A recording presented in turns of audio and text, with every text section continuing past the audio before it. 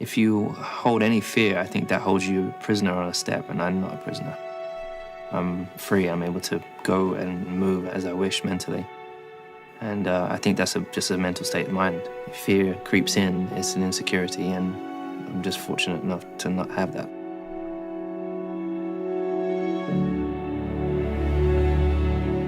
But when I was young, it was just fun. I just enjoyed doing it. It was something I did well. I didn't do everything well, struggled at school. But to be on the racetrack, I go out there and I was able to progress and see the recognition in my dad's smile, for example. And that was a great, great feeling, especially when you win races. So I guess I turned to that for that kind of uplift.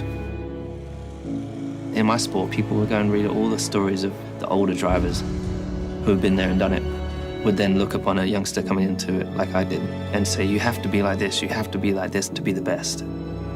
And I think that's wrong of them, because it's actually, that's what they had to do to be the best.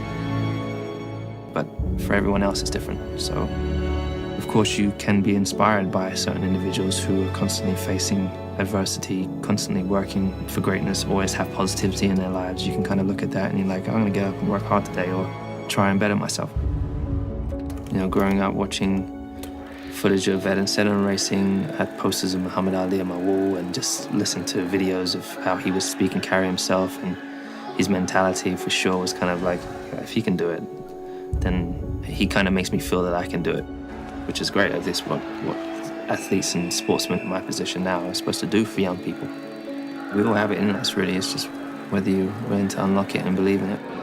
Of course, I've gone through ups and downs. I've definitely gone through fears and worries. Where I've come from the ground up. The struggles, you know, my dad struggling to provide for the family, to keep us go-karting. That's really what ignited everything.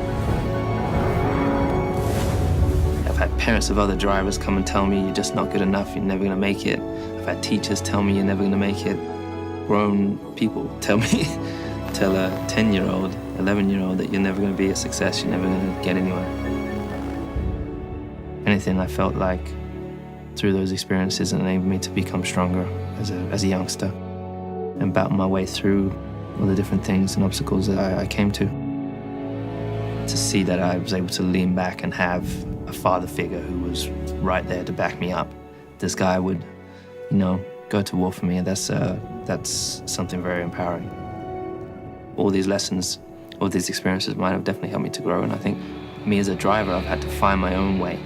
No one could tell me, do it like this, because that's going to work. So you just have to discover it. It's about trial and error. That's really what I love about what I do, because even today, when I go to the next race, I get out there on track and I'm still discovering something new. When I stand at the front of the grid, I definitely stand out like a sore thumb, but I quite like that. I see that as a strength rather than a weakness. I don't drive today to satisfy anyone else. So I don't drive to prove my worth to anyone. I drive because I love it.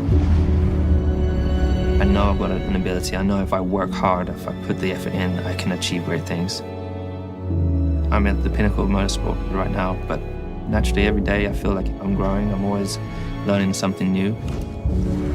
I'm not perfect by any means. I've got so much to learn. To be where I am today has taken me 25 years or whatever it is. So as I said, there's no shortcut to success, so I'm wary of that. I like to think I don't have an ego about it. You know, I don't think because, hey, I'm world champion, I should immediately be slotted into a high level somewhere. Right now I'm in the process of trying to build up my knowledge and experience outside of my racing, which I've done my whole life. Because that's kind of, it's not an autopilot, but that's what I've been doing for many, many years. I know the formula and I continue to do that, but eventually that's going to stop. If I was to stop and I hadn't done any other groundwork learning elsewhere, then I'm going to be stuck in the mud not knowing what to do. So I'm currently trying to learn other things. In doing those other things, for sure, I'll be faced with, am I good enough at it? But I feel like if I apply myself the way I have to my racing, I feel like I can be great at whatever I put my mind to.